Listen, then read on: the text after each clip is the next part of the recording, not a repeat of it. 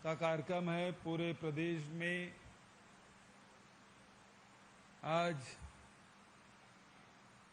नए सत्र के शिक्षा का शुभारंभ और इस अवसर पर बहुत ही ऐतिहासिक विद्यालय प्रोफेसर जे.एन. पांडे स्मृति विद्यालय में शाला प्रस्तुतोत्सव में मुझे भी सम्मिलित होने का अवसर मिला। इस अवसर पर उपस्थित हमारे विधायक साथी भाई कुलदीप जुनेजा जी, लोकसेवक आयोग के अध्यक्ष आदरणीय राजश्री महंत राम सुंदर दास जी, भाई गिरीश देवांगन जी जो खनिज विकास निगम के अध्यक्ष हैं और इस विद्यालय के भूतपूर्व छात्र भी हैं, भाई एजाज ठेबर जी, महापौर आदरणीय शुक्ला साहब, भारती दासन साहब, सभी अधिकारीगण, कलेक्टर साहब और साथ ही इस विद्यालय के प्राचार्य महोदय, शाला परिवार के सभी सदस्यगण, सभी छात्र छात्राएं और पत्रकार मित्रों,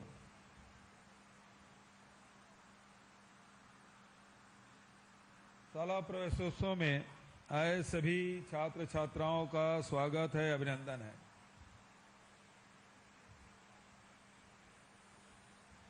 परीक्षा होने के बाद लोगों को गर्मी की छुट्टी का इंतजार होता है। कब परीक्षा हो, रिजल्ट आए, गर्मी की छुट्टी लगे तो छात्राएं सब अपनी योजना बना लेते हैं। मम्मी पापा को जिद करना है कि घूमने जाना है, कहीं कोई हिल स्टेशन जाने की बात करते हैं, तो कोई रिश्तेदार के यहाँ शादी में सम्मिलित होने जाना है, या कहीं पिकनिक स्पॉट में घूमने जाना है, या मित्रों के साथ और कोई गतिविधि संचालित करना, ऐसी रूपरेखा बना कर रखते हैं। गर्मी की छुट्टी बहुत लंबी होती है और जब सब योजनाएं पूरी हो जाती है तो फिर इंतजार रहता है कब विद्यालय खुले और स्कूल जाएं और अपने मित्रों से मुलाकात हो। लेकिन इस समय इंतजार थोड़ा लंबा हो गया। तो 16 जून को खुलना था, खूब तेज गर्मी, लू, और ऐसे में बच्चों को पढ़ाने बुलाएं, शिक्षक शिक्षिकाओं को पढ़ने के लिए स्कूल में भेजें, तो मुझे ये डर था कि इतनी भीषण गर्मी में तबीयत न खराब हो जाए। और इसीलिए शिक्षा मंत्री जी से और हमारे शुक्ला साहब से मैंने बात की कि इसे थोड़ा बढ़ा दिया जाए, क्योंकि बारिश हुई नहीं है। हालांकि जून हमारे यहाँ थोड़ा पहले आ जाता है, इस साल विलम्ब से आया, लेकिन ये सुखद संयोग है कि हमने 10 दिन के लिए बढ़ाया था और इस 10 दिनों के बीच में फिर भी गर्मी कम नहीं हो रही थी, तो मन में आया फिर बढ़ाना तो नहीं पड़ जाएगा। लेकिन ऐसा सुखद संयोग कि 26 तारीख के पहले ही बारिश होना शुरू हो गया और बढ़िया बारिश, और सब जगह अब मौसम बहुत बढ़िया हो गया है। तो सभी छात्र छात्राओं को आप सब फिर से क्लास में आए, नए प्रवेशी जो छात्र छात्राएं हैं उनका भी स्वागत है। अभी बहुत सारे बच्चों को माला भी खिलाए, माला भी पहनाए, तिलक भी लगाए, मिठाई भी खिलाए और पुस्तक, कापी और बस्ता ये भी उपलब्ध कराया गया। तो सबको मैं बधाई देता हूं, शुभकामना देता हूं। इस विद्यालय के बारे में जैसे कि जानकारी दी गई कि 1864 में इसकी शुरुआत हुई थी। तो मैं समझता हूं रायपुर में गिने चुने स्कूल रहे होंगे। इसका एफिलिएशन कलकत्ता और इलाहाबाद से रहा, और यहाँ जो मैं नहीं समझता कि ऐसे कोई स्कूल होगा पूरे हिंदुस्तान में जहाँ जिस स्कूल ने 4 मुख्यमंत्री दिए हों, एक उपराष्ट्रपति हो, बहुत सारे राजनेता, बहुत सारे प्रशासनिक अधिकारी विभिन्न क्षेत्रों में बहुत ऊंचाइयों में पहुंचकर प्रदेश को गौरवान्वित करने का काम किया है। तो इस विद्यालय का बहुत पुराना इतिहास और इस स्कूल को आगे भी, और इसीलिए स्कूल शिक्षा विभाग ने इसे उत्कृष्ट हिंदी बहुउद्देशीय स्वामी आत्मानंद अंग्रेजी हिंदी माध्यम स्कूल में इसको सम्मिलित किया गया। इसके लिए मैं विभाग को, अधिकारियों को बधाई देता हूं। रिनोवेशन की बात है तो निश्चित रूप से रिनोवेशन का काम होगा। जो योजनाएं प्राचार्य महोदय ने बहुत लंबा चौड़ा बजट दे दिया भाई, लगभग 10 करोड़ का, ये थोड़ा ज़्यादा है, इसको थोड़ा कम करो, 5 करोड़ में काम इसको शुरू करो, फिर बन जाए, फिर आगे करते हैं तो 5 करोड़ रुपया, क्योंकि ऐतिहासिक हमारा धरोहर है और इसे बढ़िया बनना चाहिए। दूसरी बात यह है कि केवल अभी चर्चा ये होती है कि स्वामी आत्मानंद अंग्रेजी स्कूल और हिंदी स्कूल आपने बहुत बनाया है, उसमें भर्तियां भी हो रही है, उसे रिनोवेशन भी हो रहा है, बढ़िया बनाया भी जा रहा है, सारी सुविधाएं फिजिक्स के, केमिस्ट्री के, बायो के लैब भी हैं, लाइब्रेरी भी है, स्मार्ट क्लासेस भी हैं, तो दूसरे स्कूलों में भी होना चाहिए।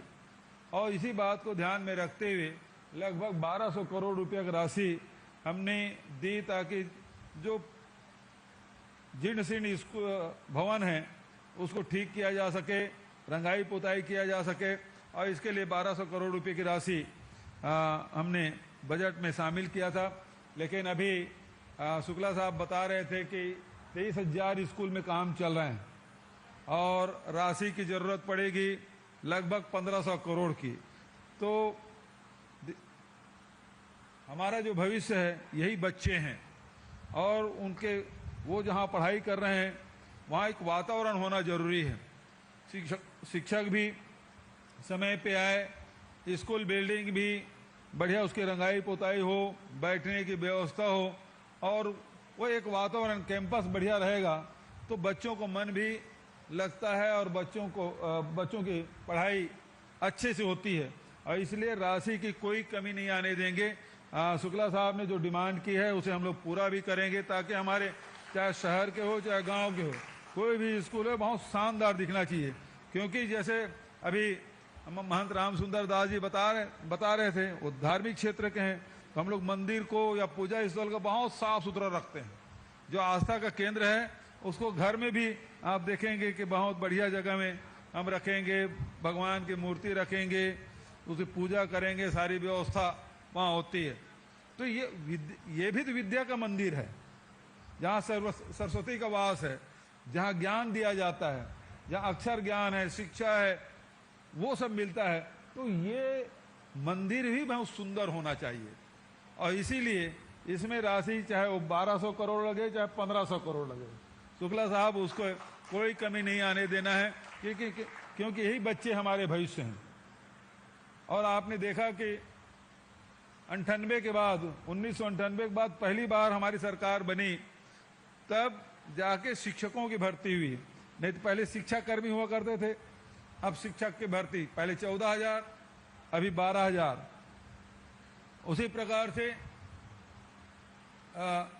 बालवाड़ी की बात, पिछले साल 5,000, इस साल करीब 4,000 से अधिक, लगभग 9,500 बालवाड़ी, जिसके बारे में बताया गया कि एक बच्चों में थोड़ा सा शिक्षा के प्रति वो आग्रही हो जाएं, थोड़ा सा उसका रुझान हो जाए। तो आजकल जैसे PP1 KG1 KG2 होता है, तो उसी प्रकार से शासकीय स्कूलों में भी बालवाड़ी, ताकि प्रतिस्पर्धा हो, निजी क्षेत्र में भी और शासकीय क्षेत्र में भी प्रतिस्पर्धा होना चाहिए। क्योंकि बिना प्रतिस्पर्धा के कोई व्यक्ति आगे नहीं बढ़ सकता, उसके पास जब चुनौती हो, चैलेंज हो, तभी आगे बढ़ता है। तो इसलिए चुनौती हमारे सामने है, और इसीलिए गरीब के बच्चों को भी, मिडिल क्लास के, लोअर मिडिल क्लास के बच्चों को भी अवसर मिलना चाहिए, वो क्यों दूर रहे। और इसीलिए शासन ने सारी योजना बनाई। आज बहुत अच्छा लगता है जब हमारे स्वामी आत्मानंद अंग्रेजी स्कूल में भर्ती के लिए अप्रोच बड़े बड़े नेताओं के, बड़े बड़े अधिकारियों के आते हैं, लेकिन हमने निर्देश दे के रखा, इसमें कोई अप्रोच नहीं चलेगा। इसमें जो आवेदन आए, जो लॉटरी में निकले, उन्हीं बच्चों का होना चाहिए, नियम से होना चाहिए। नहीं तो फिर वही होगा, बड़े लोगों के पास बड़े अप्रोच, मुख्यमंत्री अधिकारी, IAS अधिकारी के पास कोई रिक्शा खींचने वाला थोड़ी अप्रोच लगा लेगा। यदि फिर वो तो वंचित ही रह जाएगा। इसलिए इस नियम का कड़ाई से पालन होना चाहिए। अप्रोच से नहीं बल्कि नियम से आए, ताकि सभी वर्ग के बच्चों को अवसर मिले। यदि उसमें अच्छे घर के बच्चे आते हैं उसमें कोई दिक्कत थोड़ी है, लेकिन नियम से आए। और अभी जिस प्रकार से जानकारी दी गई कि 377 अंग्रेजी माध्यम के और 350 हिंदी माध्यम के, तो 700 से अधिक स्कूल अब स्वामी आत्मानंद के हो गए।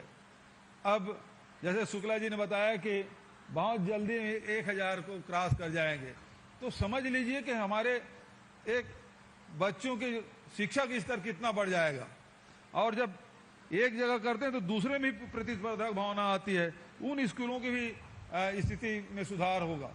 आप सब जानते हैं कि बस्तर में पहले नक्सली गतिविधि बहुत अधिक होने के कारण से वहाँ के जो स्कूल बिल्डिंग है उसे बम से उड़ा दिया जाता था। वहाँ बैठने की व्यवस्था नहीं, शिक्षक वहाँ जाते नहीं थे, शिक्षा का अभाव था, बच्चे पढ़ नहीं पाते थे। और ऐसे में बहुत एक कष्ट की बात है कि आज मैदानी हिस्से हम देखते हैं चपरासी की भर्ती के लिए भी ग्रेजुएट और पोस्ट ग्रेजुएट आवेदन आता है।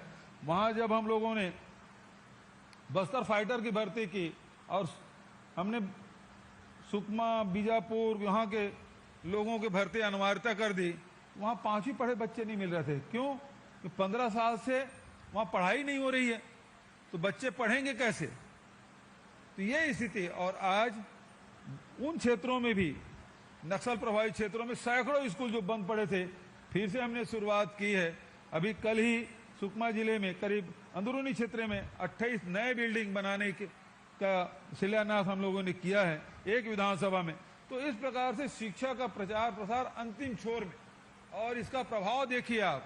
अभी 10वीं जब बोर्ड परीक्षा हुआ तो हमारे सुकमा जिले के जो लड़का है वो टॉप किया, 12वीं में हमारे जसपुर के बच्चे टॉप किए।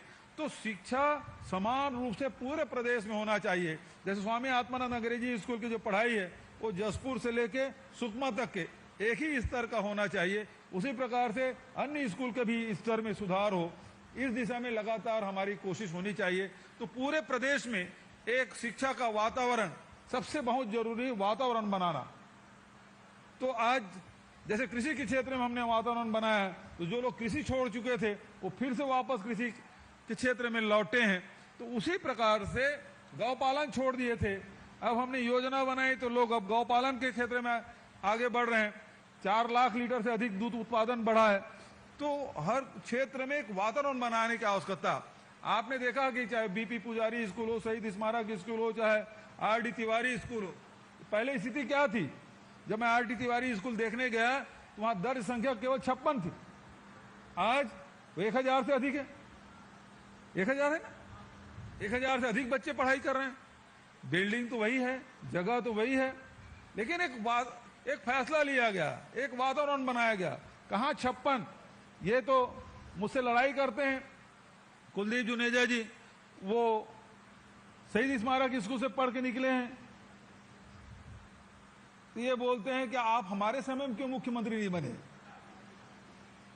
आज वो स्कूल बिल्डिंग देख के इनको जलन की भावना है ना, जलन तो होती है कि आज जो स्कूल है कितना शानदार है, क्या व्यवस्थाएं हैं और क्या शिक्षक हैं और क्या पढ़ाई की स्तर है।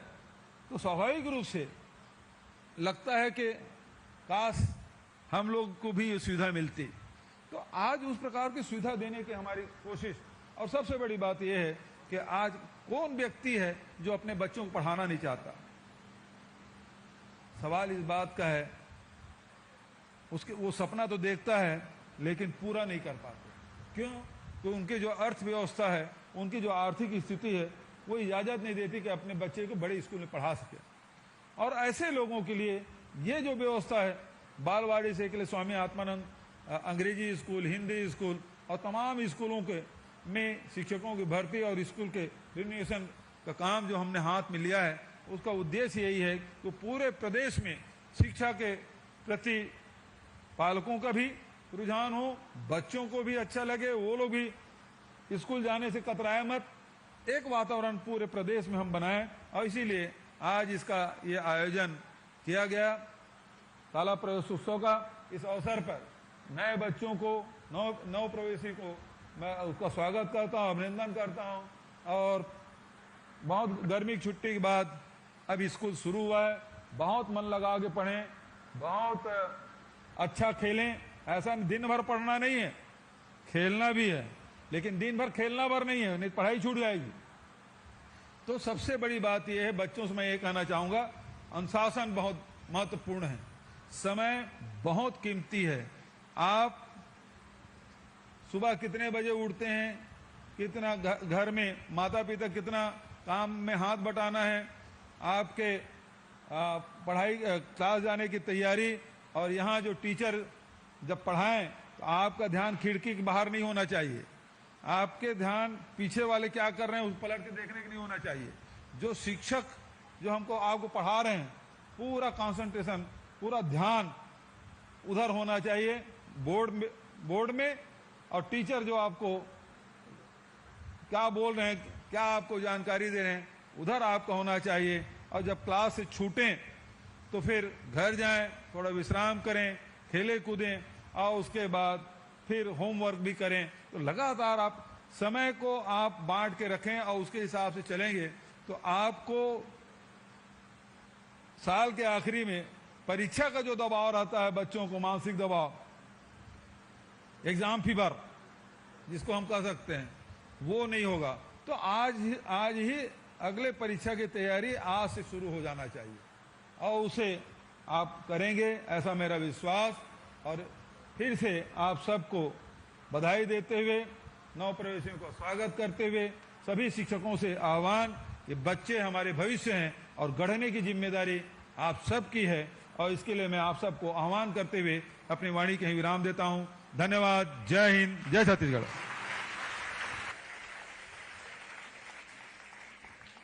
बहुत बहुत धन्यवाद माननीय। शाला प्रवेश उत्सव को सार्थक बनाते हुए नई ऊर्जा, नए संकल्प के साथ हम शिक्षादान के कार्य को पूर्ण समर्पण के साथ करने के लिए संकल्पित हैं। हम सभी शिक्षक मिलकर शिक्षित छत्तीसगढ़ बनाने में एक अहम भूमिका निभाएंगे, ऐसा हम मंत्री महोदय से वादा करते हैं। परंपराओं का पालन करते हुए अब बेला है हमारे अतिथिगणों का किताब नन्हे बालक बालिकाओं के हाथों स्मृति स्वरूप प्रदान करने का। तो मैं आग्रह करूंगी डीओ सर से कि अतिथिगणों का अभिवादन स्मृति स्वरूप पुस्तक प्रदान किया जा रहा है हमारे बालक बालिकाओं द्वारा।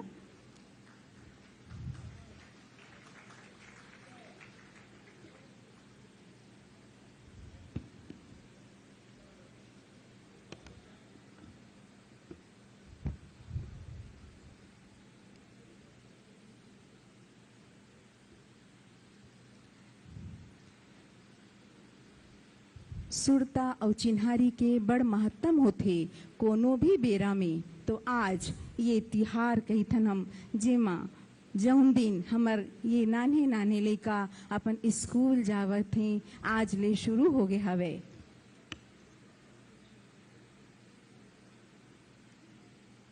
अब मैं आभार प्रदर्शन के लिए, जैसा कि रीत है, श्री सुनील जैन सर, संचालक लोक शिक्षण को आमंत्रित करती हूं।